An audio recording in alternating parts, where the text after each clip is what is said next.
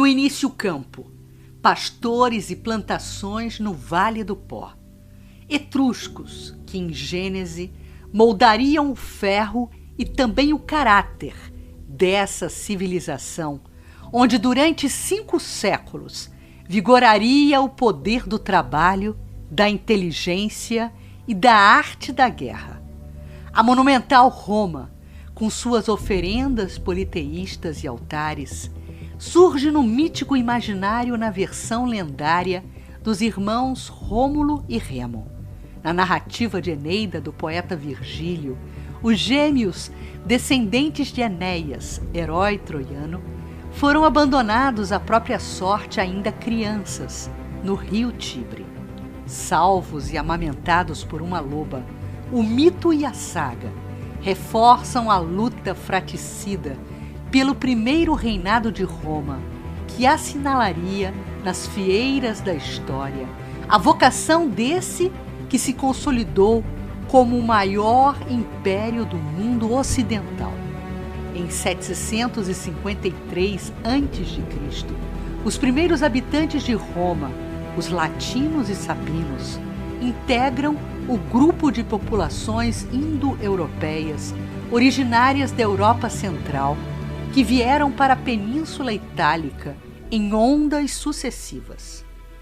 Entre as 7 colinas, Roma ganha na fase das monarquias o impulso empreendedor do rei Tarquínio Prisco, responsável pela urbanização da cidade com a suntuosidade do Templo de Júpiter, o Capitólio e outras edificações monumentais.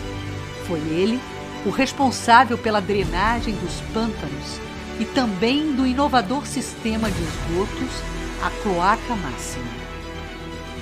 No tocante à blindagem das impurezas, atendendo ao culto externo no âmbito da religiosidade, os romanos em nível espiritual no contato com os gênios familiares não alcançavam transcendência nos altares domésticos que seus quereres eram atendidos.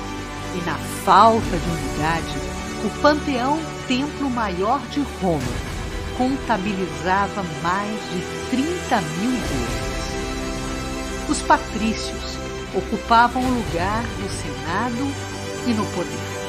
As altas funções que exerciam no exercício da administração pública, justiça e na religião instauravam a fusão da aristocracia da força bruta e do nascimento, numa correnteza de procedimentos às vezes nefastos e de estímulo à divisão entre ricos e pobres, ao culto da cobiça, ao poder e ao seu exercício nem sempre à altura da nobreza de seus títulos.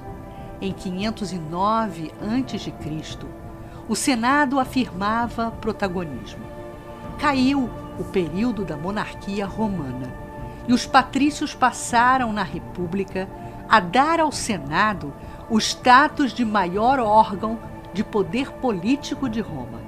A plebe, secundada por ideias libertárias, organizava 5 revoltas que resultaram no aprimoramento e evolução da lei humana e romana.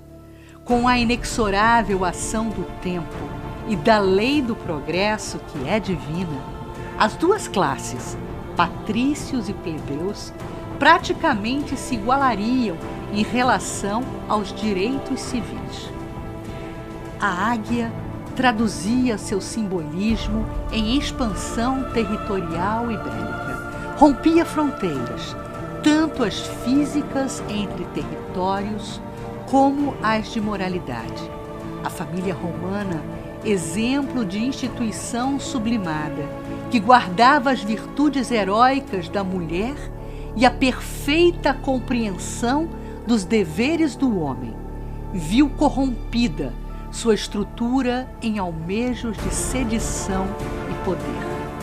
O domínio de toda a Península Ibérica, a partir do século IV a.C., e uma segunda etapa das guerras de Roma contra Cartago, chamadas Guerras Púnicas, provocariam a destruição total daquela que foi, em África, o maior e mais importante centro comercial do Mediterrâneo. Alastrava-se o poder. Nas ruínas de uma das cidades mais ricas do mundo clássico, as legiões romanas emergiam no afã bélico de conquistas. Após os triunviratos, estratégia de gestão compartilhada, Roma robustece o período que conhecemos como Império Romano. A divisão por territórios em 284 anos depois de Cristo já denotava os fatores que causariam o seu declínio. Em conjugação de impérios e imensa conjugação de terras, o Império Bizantino e Romano, respondendo a mesmo espírito expansionista, não suportaram sua própria estrutura monumental. A impossibilidade de comandar tamanha grandeza, a corrupção que solapava suas engrenagens, as constantes invasões bárbaras, a alta carga tributária e a escassez de escravizados determinaram seu declínio.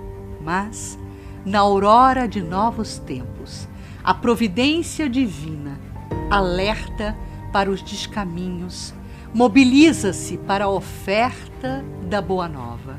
E diz Emmanuel, e quando reinava Augusto, na sede do governo do mundo, viu-se uma noite cheia de luzes e de estrelas maravilhosas.